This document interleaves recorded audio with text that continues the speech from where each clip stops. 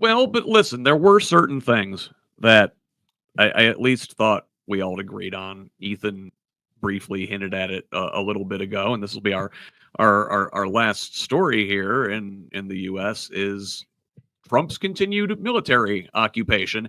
And, like Ethan was saying, ooh, tyrannical government. That was always supposed to be the big scary thing that the right wing talked about.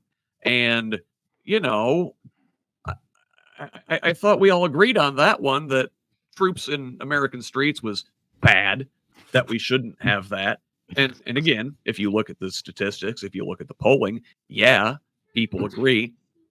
But we're going to find out, as you talk to people, like I found out talking to my dad last weekend, there are folks on the right who are going to say, maybe it's not such a bad idea. I don't know, Michael. So the Trump occupation continued in Washington, right? They're still there, intimidating folks, doing a whole lot of standing around. But it looks like Trump is preparing, laying the groundwork to send troops into Chicago next. And Chicago Mayor Brandon Johnson signed an executive order to do his best, basically, within his power, to resist a planned immigration crackdown and National Guard deployment in his city. So it's called the Protecting Chicago executive order. He signed it yesterday as the Trump administration prepares to conduct a major immigration enforcement operation, possibly starting this week. Sources say hundreds of immigration enforcement agents could be coming to Chicago, and they are expected to be stationed at Naval Station Great Lakes, which a lot of people I know who've been in the Navy went through there, did their training in there, and probably are none too happy to find that this place is going to be used for, unconstitutional illegal detentions. And leaders from all levels of the government have been calling out the plans, including Governor JB Pritzker. Michael, did you see Pritzker's speech earlier this week? I have not. I can imagine what it was. I've seen a number of his speeches, but I did not see that one. Very true.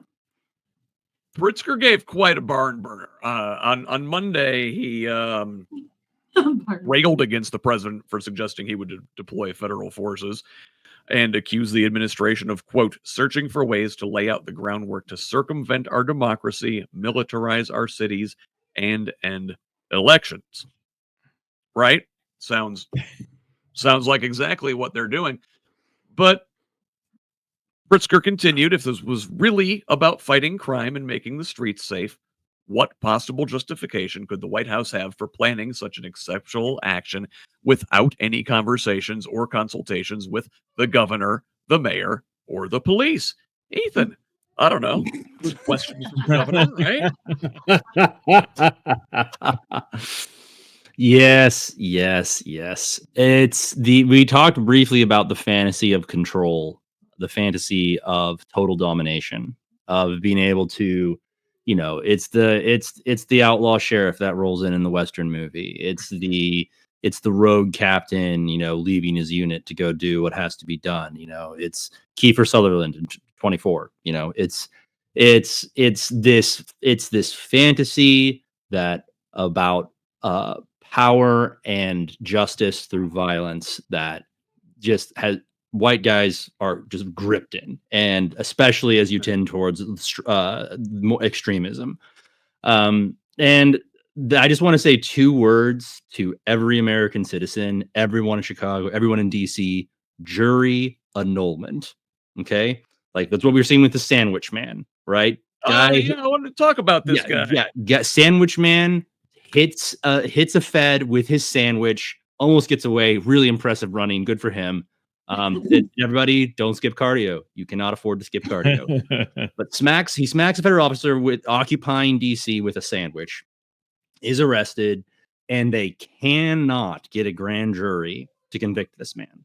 Say it again. Jury what? Say it again. Jury annulment. It is what happens when, and it is a power that is vested in the people, by the law, by the Constitution, where if the jury, and this is why trial by jury is so important, it's why trial by jury has almost ceased to exist in our country. I think it's less than 1% of all cases actually gets a trial by jury in the US anymore.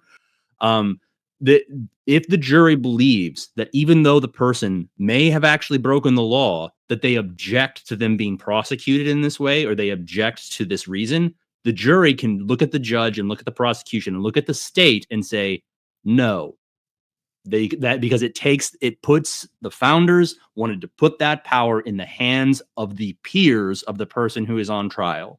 So Chicago, DC, they're looking at sending troops to Indiana.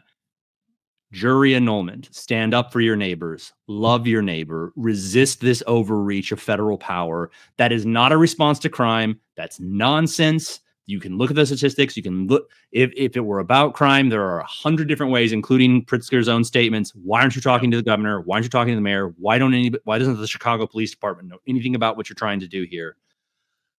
This is about power. It's about control. And we not only have a duty to love our neighbors as people, but jury annulment. You can return a verdict that says, no, you don't have to convict this person for standing in the way of a line of Humvees, for doing your own Tiananmen Square resistance. Like, you can stand up to power. And when you see your fellow citizens stand up to the overreach of power and injustice in your streets, do your job. Jury annulment. Yeah. No, so I wanted to talk about this because this happened this week. So prosecutors in DC failed to secure an indictment against the man accused of throwing a sandwich at a Customs and Border Protection agency in DC. This is a couple weeks ago, and it was, like you said, he ran away, he got away, but then they found him and like made a really like over the top, tacky promotional video, like when they went and arrested him. It was terrible. But they failed to secure an indictment because the grand jury wouldn't do it. Nope. Like you said. Yes. Quoting from the grand jury statement, it was a friggin' sandwich.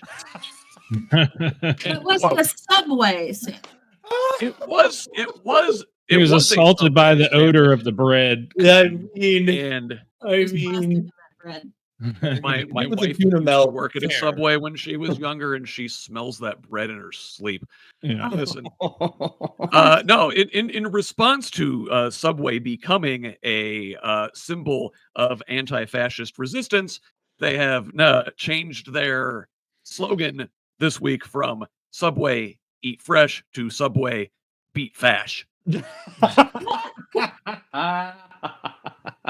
Credit to somebody on the internet. Credit to somebody. Yes. Yeah. Quite good.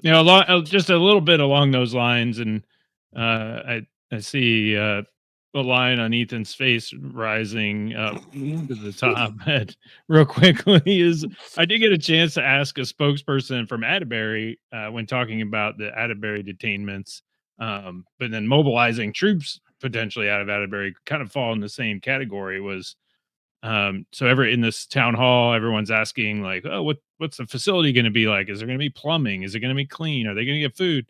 I can't speak to that. That's federal. They're just leasing the land from us, is what their official statement is down at Atterbury.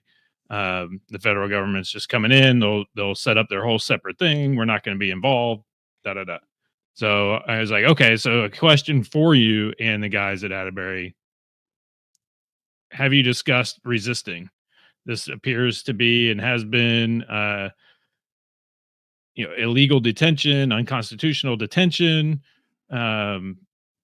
You have sworn an oath to the Constitution, not to the president. Mm-hmm. So have you guys talked about that, like resisting this as unconstitutional?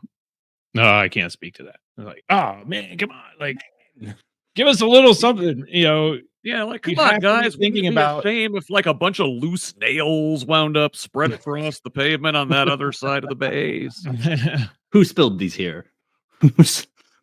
There's going to be an investigation. So you would help at some point. Likewise, all the 2A folks are, when the good guys stand up, that's why we need good guys with guns to stand. Well, hey, the military's in the streets 2A. Like, Anytime, let's go. guys. Get your guns and go fight Anytime you them. want. That's what they wanted the Right. guns for. Yeah, where's that resisting government tyranny y'all been talking about forever? Come on, do a That's Second Amendment now. the one argument. We have to be able to resist the government taking us over. Okay. And yet here it is. And those people are the ones cheering it on. In fact, signing up to help with the hostile government takeover. You got to love it. Irony. So listen, we're coming up on here 3 hours today. I've loved hanging out with you guys. The time has flown. We're here almost 3 hours. We haven't even gotten to do our one big thing. Like, I think all of our bladders are telling us maybe we should stop for this week. But I did want to mention that there was this horrible school shooting at a Catholic school in Minnesota, Minneapolis, this past week. And as always happens with these things, it unfortunately gets politicized. I as much as I want to spend talking about this today, I just don't feel we have the opportunity to give it the justice it deserves. Maybe we can come back to it and do this another time soon and go about it that way. But